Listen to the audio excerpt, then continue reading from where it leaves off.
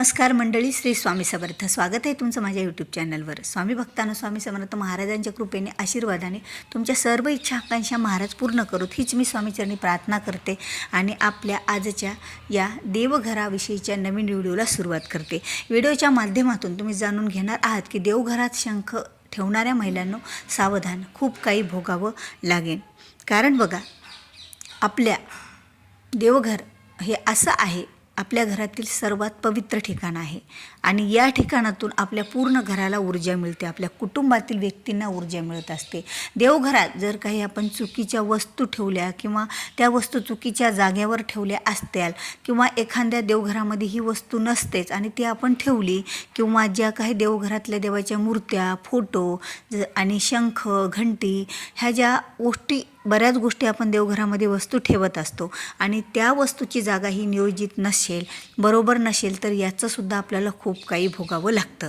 आणि आपल्या हिंदू धर्मामध्ये देवघर प्रत्येकाच्याच घरामध्ये असतं आणि देवघर हे नेहमीच ईशान्य कोपऱ्याला असावं.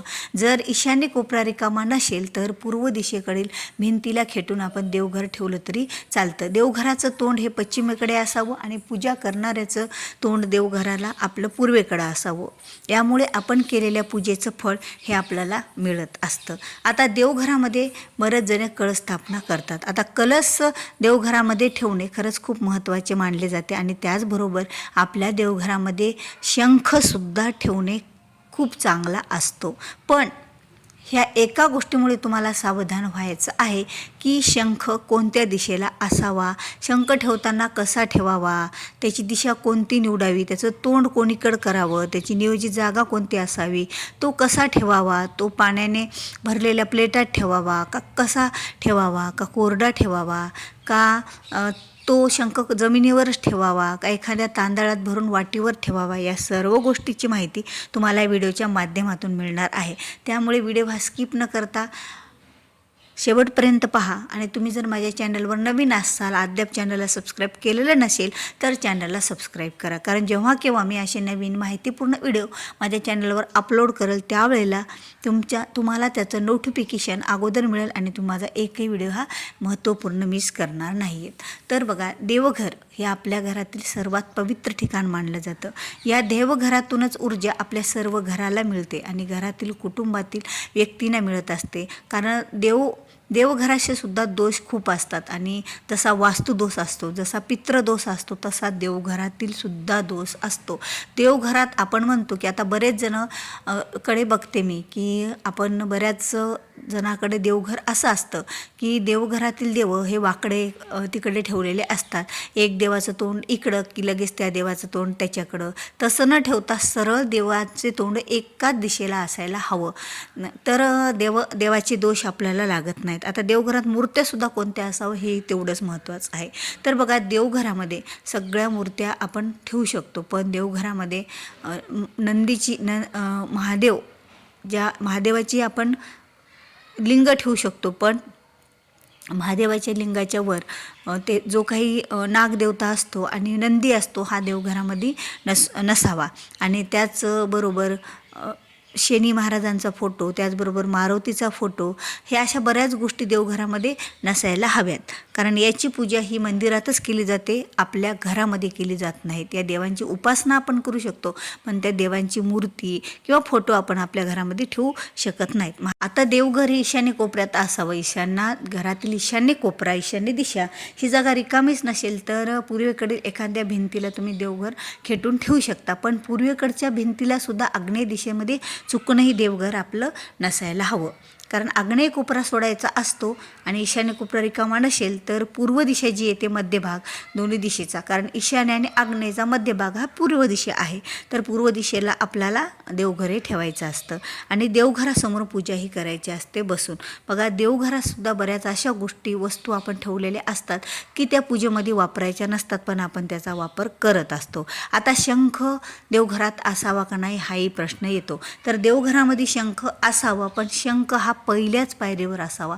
म्हणजे आता तुमच्याकडे देवघराला 3-4 पायऱ्या असत्या तर ठीकच, आता काही काही जणांकडे पायऱ्या नाही आहेत, एक सपाटच असं देवघर आहे.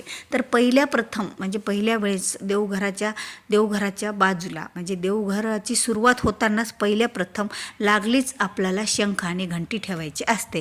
आता शंख हा देवांच्या डाव्या बाजूला आणि आपल्या उजव्या बाजूला ठेवायचा असतो. म्हणजे आपण देवाकडे आपलं तोंड आहे, तर आपल्या उजव्या बाजूला शंख ठेवायचा असतो, डाव्या बाजूला घंटी ठेवायची असते देवघरामध्ये. आता तो शंखाचं तोंड कोणीकडे करावं बघा. शंखाचं तोंड हे नेहमीच उत्तर दिशेकडे तोंड करून, म्हणजे उत्तर दिशेकडे त्याचा निमुळता भाग आला पाहिजे आणि दक्षिण दिशेकडे त्याचा शंखासारखा तो आकार असतो, गोल गोल गोल गोल राऊंड पाडलेला, तो आकार दक्षिण दिशेला आला पाहिजे. आणि उत्तर दिशेला त्याचा निमुळता भाग, जसं आपण शंखामध्ये पाणी भरल्याने ज्या दिशेकडून पाणी ओततो, म्हणजे ज्या दिशेकडून पाणी असं ओतल्या जातं, तो भाग उत्तर दिशेकडं तोंड करायचं आणि जो भाग राहिलेला तो बाजूचा भाग आहे तो दक्षिणेकडे, मग आपोआपच होऊन जातो. आणि शंख हा कधीही रिकामा ठेवायचा नाही. शंख जर तुमच्या घरामध्ये रिकामा ठेवलेला असेल, त्याच्यात पाणी भरलेलं नसेल, तर घरामध्ये कटकटी, भांडणे, वादविवाद एवढे विकोपाला जातात की आपल्या घरात छोट्या छोट्या कारणावरून भांडणे होतात. आणि ज्या वेळेला घरात भांडणे होतात त्यावेळेला घरातलं वातावरण बिघडतं, घरामध्ये एक निगेटिव्ह ऊर्जा पसरते आणि या निगेटिव्ह ऊर्जामुळे माता लक्ष्मी ही घरामध्ये टिकत नाहीत किंवा इतर देवसुद्धा घरामध्ये जास्त काळ राहू शकत नाहीत. मग तुम्ही कितीही देवदेव करा, पण ज्या घरात भांडणं सतत होतात त्या घरात देव थांबत नसतात.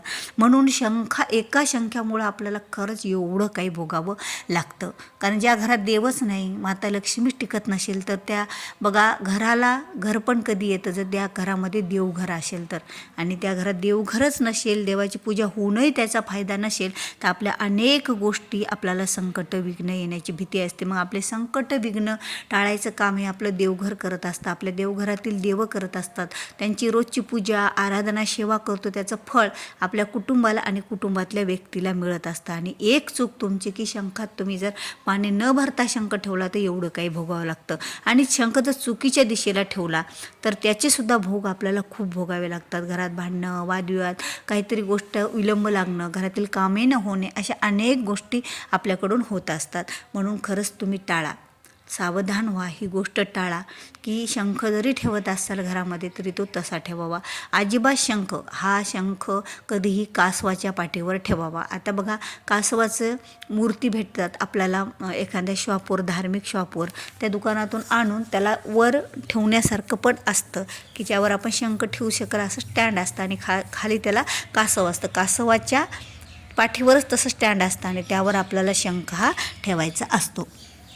असा शंख पाण्यानं भरून ठेवायचा असतो. बघा, कासव पाण्यात असणं आणि किंवा कासवाच्या डोक्यावर पाठीवर शंख असणं, ह्या दोन्ही गोष्टी शुभ मानल्या जातात. रिकामा कासव कधीही ठेवायचं नसतं. एकतर कासवाच्या खाली पाणी असावं किंवा त्याच्या पाठीवर पाणी असावं. आणि ते जर शंख कासवाच्या पाठीवर ठेवला तर याचं फळ आपल्याला जास्त पटीने मिळत असतं, त्याचे दोष आपल्याला लागत नाही. शंख रिकामा खाली आपल्याला कधीही ठेवायचा नाही आहे. जमिनीवर किंवा धान्याचं एखादी वाटी वगैरे भरून त्यावरसुद्धा शंख आपल्याला ठेवायचा नाही, ही काळजी आपल्याला घ्यायची आहे. कारण आपल्या देवघरामध्ये शंख तेवढाच महत्त्वाचा आहे. जेवढे देव महत्त्वाचे आहेत तेवढा शंख पण महत्त्वाचा आहे. पण शंख ठेवताना चुकीची दिशा आणि चुकीच्या पद्धतीमध्ये आपल्याला ठेवायचा नाही. याचं बरंच काही म्हणजे अशा प्रकारे आपल्याला भोगावं लागतं.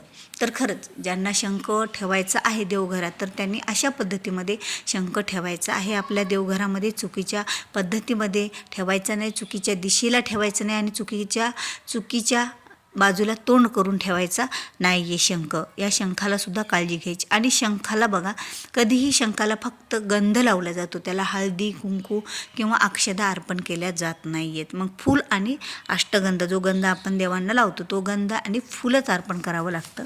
चुकीच्या पद्धती म्हणजे देवघरात तुम्ही शंख ठेवत असताना महिलांनो, तर तुम्हाला खरंच खूप काही भोगावं लागेल आणि खरंच हे ऐकून तुम्ही थक्कसुद्धा व्हाल. आणि तुम्ही थक्क होणारच आहात की कारण घरात जर भांडणं झाले, वादविवाद झाले तर याचे परिणाम किती विपरीत होतात हे आपल्यालासुद्धा माहीत आहे.